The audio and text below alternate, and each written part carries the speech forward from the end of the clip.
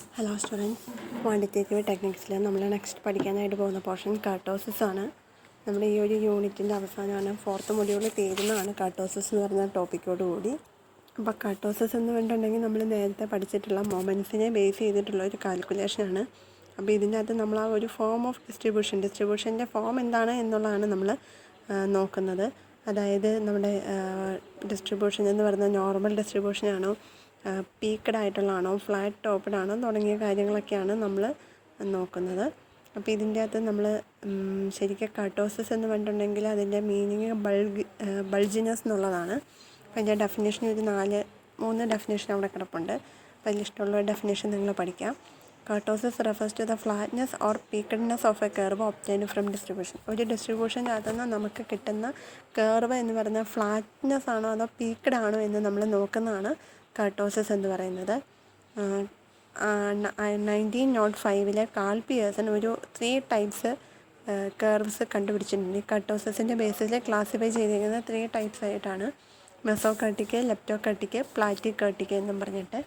മെസോകർട്ടിക് എന്ന് പറഞ്ഞിട്ടുണ്ടെങ്കിൽ അതിൻ്റെ അകത്ത് നമ്മുടെ ഫ്രീക്വൻസി ഡിസ്ട്രിബ്യൂഷൻ്റെ മിഡിലിൽ ഈ ഒരു ഫ്രീക്വൻസിയുടെ ഡിസ്ട്രിബ്യൂഷൻ എന്ന് പറയുന്നത് നോർമലാണ് എന്നുണ്ടെങ്കിൽ അങ്ങനെയുള്ളതിനെയാണ് നമ്മൾ മെസോകർട്ടിക് എന്ന് പറയുന്നത്. ലെപ്റ്റോകർട്ടിക് എന്ന് പറയുന്നത് ഡെൻസിലി കോൺസെൻട്രേറ്റഡ് ടു ദ മിഡിലാണെന്നുണ്ടെങ്കിൽ, സീരീസിൻ്റെ മിഡിലേക്ക് കോൺസെൻട്രേറ്റ് ചെയ്തിരിക്കുകയാണെന്നുണ്ടെങ്കിൽ അങ്ങനെയുള്ളതിനെ നമ്മൾ ലെപ്റ്റോകർട്ടിക് എന്ന് വിളിക്കും. ഇനി ഡെൻസിലി കോൺസെൻട്രേറ്റഡ് ടു ദ മിഡിലാണെന്നുണ്ടെങ്കിൽ അതിനെയാണ് നമ്മൾ പ്ലാറ്റികർട്ടിക് എന്ന് വിളിക്കുന്നത്. അതിൻ്റെ ഒരു ഫിഗർ അവിടെ കാണിച്ചിട്ടുണ്ട്, നിങ്ങൾക്ക് നോക്കിയിട്ടുണ്ടെങ്കിൽ മനസ്സിലാവും. പ്ലാറ്റികർട്ടിക് എന്ന് പറഞ്ഞിട്ടുണ്ടെങ്കിൽ കുറച്ച് ഫ്ലാറ്റ് ആയിട്ടുള്ളതാണ്. മെസോകർട്ടിക് എന്ന് പറയുമ്പോൾ ഒരു ആവറേജ് രീതിയിൽ നോർമലായിട്ടുള്ള കർവാണ്. ലെപ്റ്റോകർട്ടിക് എന്ന് പറയുമ്പോഴത്തേനും അത് മിഡിലേക്ക് കുറച്ചുകൂടെ കോൺസെൻട്രേറ്റ് ചെയ്തിട്ടിരിക്കുന്ന ഒരു കർവാണ്. അടുത്ത യൂട്ടിലിറ്റീസ് ഓഫ് കർട്ടോസിസ്. നമ്മൾ ഈ കർട്ടോസിസ് മെയിനായിട്ട് യൂസ് ചെയ്യുന്നത് നമ്മുടെ കർവ് എന്ന് പറയുന്നത് ഏത് ടൈപ്പാണ് എന്നറിയാൻ വേണ്ടിയിട്ടാണ്. മെസോകർട്ടിക് ആണോ, പ്ലാറ്റികർട്ടിക് ആണോ, അതോ ലെപ്റ്റോകർട്ടിക് ആണോ എന്നറിയാൻ വേണ്ടിയിട്ടാണ്. സെക്കൻഡ് വൺ എന്ന് പറയുന്നത് സ്യൂട്ടബിൾ ആയിട്ടുള്ളൊരു ആവറേജ് സെലക്ട് ചെയ്യാൻ വേണ്ടിയിട്ട് നമുക്കിത് യൂസ് ചെയ്യാനായിട്ട് സാധിക്കും. അതായത് ഇപ്പം നമ്മുടെ ഡിസ്ട്രിബ്യൂഷൻ എന്ന് പറയുന്നത് നോർമലായിട്ടുള്ള ഒന്നാണെന്നുണ്ടെങ്കിൽ അവിടെ ഏറ്റവും സ്യൂട്ടബിൾ ആയിട്ടുള്ള ആവറേജ് എന്ന് പറയുന്നത് മീനാണ്. ബാക്കിയുള്ള കേസുകളിൽ നമ്മൾ മീഡിയൻ, ക്വാർട്ടൈൽ അതൊക്കെയാണ് കുറച്ചുകൂടെ സ്യൂട്ടബിളായിട്ട് നമ്മൾ കൺസിഡർ ചെയ്യുന്നത്.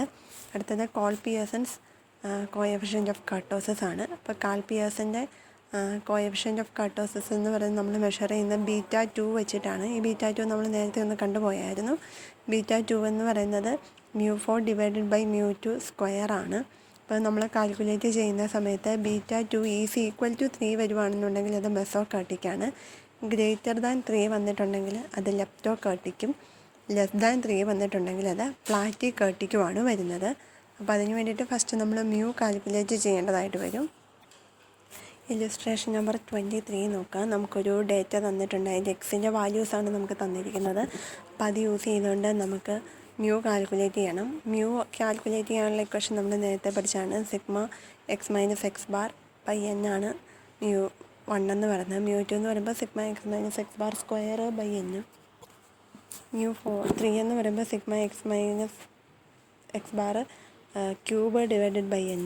μ4 എന്ന് പറയുമ്പോൾ sigma X minus X bar whole raise to 4 divided by എന്നും ആണ്. അത്രയും കണ്ടുപിടിച്ചതിന് ശേഷം പിന്നെ വെച്ചിട്ട് നമുക്ക് ബീറ്റ കണ്ടുപിടിക്കാം. അപ്പോൾ β2ൻ്റെ ഇക്വേഷൻ എന്ന് പറയുന്നത് μ4 ഡിവൈഡഡ് ബൈ μ2 സ്ക്വയർ ആണ്. ഇക്വേഷൻ യൂസ് ചെയ്തിട്ട് നമ്മളവിടെ β2 കാൽക്കുലേറ്റ് ചെയ്ത സമയത്ത് 1.441 ആണ് കിട്ടിയത്. അത് ലെസ് ദാൻ 3 ആണ്. അപ്പോൾ ലെസ് ദാൻ 3 ആണെന്നുണ്ടെങ്കിൽ പ്ലാറ്റികർട്ടിക്കാണ്. നെക്സ്റ്റ് ഇല്ലുസ്ട്രേഷൻ നമ്പർ 24 നോക്കാം. കണ്ടിന്യൂസ് സീരീസിലുള്ളൊരു ക്വസ്റ്റ്യനാണ് അവിടെ കാണിച്ചിരിക്കുന്നത്. അപ്പോൾ അവിടെ വേജസും നമ്പർ ഓഫ് വർക്കേഴ്സുമാണ് തന്നിരിക്കുന്നത്. ഇവിടെ നമ്മൾ സാധാരണ കാണുന്ന പോലെ തന്നെ കാണുക.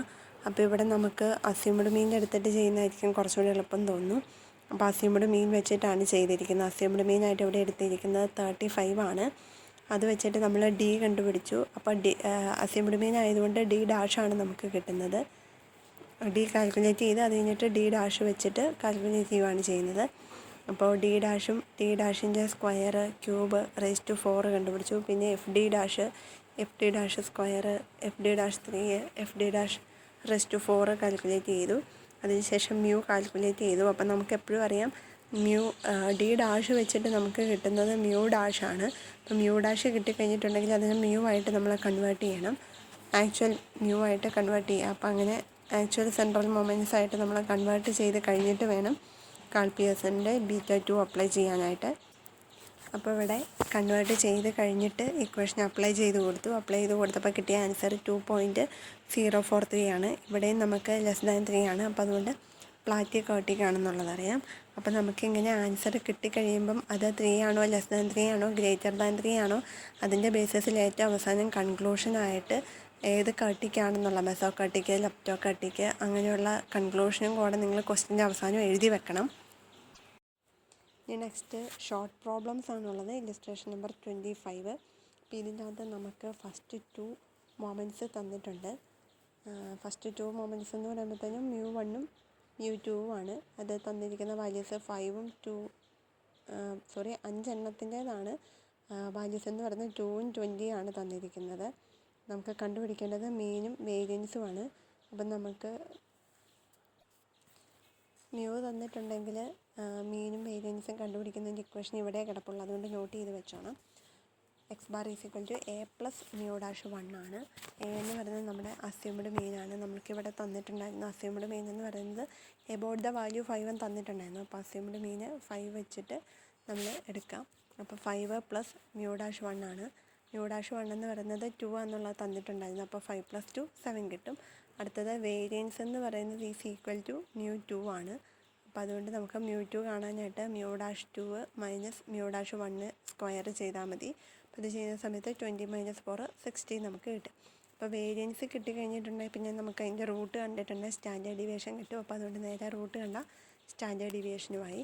അപ്പോൾ ഈ 2 ഇക്വേഷൻസ് നോട്ട് ചെയ്ത് വെക്കണം. വേരിയൻസ് ഈസ് ഈക്വൽ ടു μ2 ആണെന്നുള്ളതും X bar is equal to A plus μ-1 ആണെന്നുള്ളതും നോട്ട് ചെയ്ത് വെച്ചോണം.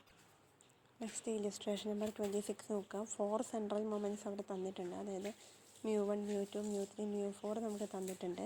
പിന്നെ കണ്ടുപിടിക്കാനായിട്ട് പറഞ്ഞേക്കുന്ന ടെസ്റ്റ് ഓഫ് സ്ക്യൂനെസ്സും കർട്ടോസിസ് ആണ്. ടെസ്റ്റ് ഓഫ് സ്ക്യൂനെസ് എന്ന് വേണ്ടിയിട്ടുണ്ടെങ്കിൽ അത് β1ഉം ടെസ്റ്റ് ഓഫ് കർട്ടോസിസ് എന്ന് വേണ്ടിയിട്ടുണ്ടെങ്കിൽ അത് β2 ആണ്. β1 കാണാനായിട്ടുള്ള ഇക്വേഷൻ μ3² ഡിവൈഡഡ് ബൈ μ2³ ആണ്.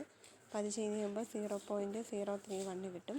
ഇനി β2 കാണാനായിട്ടുള്ള ഇക്വേഷൻ μ4 ഡിവൈഡഡ് ബൈ μ2² ആണ്. അത് ചെയ്ത് കഴിയുമ്പോൾ വാല്യൂ 3 ആണ് കിട്ടുന്നത്. അപ്പോൾ β2 ഈസ് ഈക്വൽ ടു 3 കിട്ടിക്കഴിഞ്ഞിട്ടുണ്ടെങ്കിൽ മെസോ കർട്ടിക്കാണ്. കൺക്ലൂഷനും അവിടെ എഴുതിയിട്ടുണ്ട്. പിന്നെ ഇല്ലസ്ട്രേഷൻ നമ്പർ 26 നോക്കാം. അവിടെ നമുക്ക് 4 മൊമെൻറ്റ്സ് തന്നിട്ടുണ്ട്. എബൌട്ട് ദ വാല്യൂ 5 എന്നാണ് തന്നിരിക്കുന്നത്. അപ്പോൾ 5 എന്ന് പറയുന്നത് നമ്മുടെ അസ്യൂംഡ് മീനാണ്. തന്നിരിക്കുന്നത് μ-1 μ-2 μ-3 μ-4 ആണ് തന്നിരിക്കുന്നത്. എന്നിട്ട് ഇതിൻ്റെ ബേസിസിൽ നമുക്ക് ഡിസ്ട്രിബ്യൂഷൻ്റെ ക്യാരക്ടറിസ്റ്റിക്സ് കണ്ടുപിടിക്കുക, അതിനെക്കുറിച്ച് കമൻറ്റ് എഴുതാമെന്നാണ് പറഞ്ഞിരിക്കുന്നത്. അതായത് β1ഉം β2 ആണ് നമുക്ക് കാണുന്നത്. പക്ഷേ β1 നമുക്ക് വേണമെന്നുണ്ടെങ്കിൽ μ3ഉം μ2ഉം നമുക്ക് വേണം. β2 ആണെങ്കിൽ μ4ഉം μ2ഉം വേണം. അപ്പോൾ അതിന് വേണ്ടി നമുക്ക് തന്നിരിക്കുന്ന μ' μ ആയിട്ട് കൺവേർട്ട് ചെയ്തെടുക്കണം. അതായത് μ2 μ3 μ4 ഇത്രയാണ് നമുക്ക് വേണ്ടത്. അത്ര എണ്ണത്തെ കൺവേർട്ട് ചെയ്തെടുക്കുക. അതിനുശേഷം β1ഉം β2ഉം കാൽക്കുലേറ്റ് ചെയ്യുക. എന്നിട്ട് കിട്ടിയിരിക്കുന്ന വാല്യൂവിൻ്റെ ബേസിസിൽ നമ്മൾ കൺക്ലൂഷൻ എഴുതണം. β1 ചെയ്തപ്പോൾ 1 ആണ് കിട്ടിയത്. β2 ചെയ്തപ്പോഴത്തേനും 0.633 ആണ് കിട്ടിയത്. അതായത് <3 ആണ്. <3 ആയതുകൊണ്ട് തന്നെ കർവ് എന്ന് പറയുന്നത് പ്ലാറ്റി കേർട്ടിക്കാണ് എന്നുള്ളതാണ് അവിടുത്തെ കൺക്ലൂഷൻ എന്ന് പറയുന്നത്. അപ്പോൾ ഇതോടുകൂടി നമ്മുടെ 4th മൊഡ്യൂൾ തീരുവാണ്. എന്തെങ്കിലും ഡൗട്ട് ഉണ്ടെങ്കിൽ ചോദിക്കുക. ഇപ്പോൾ തരുന്ന പ്രാക്ടിക്കൽ പ്രോബ്ലംസ് ചെയ്തിട്ട് എനിക്ക് അയച്ചു തരാം. Okay, thank you.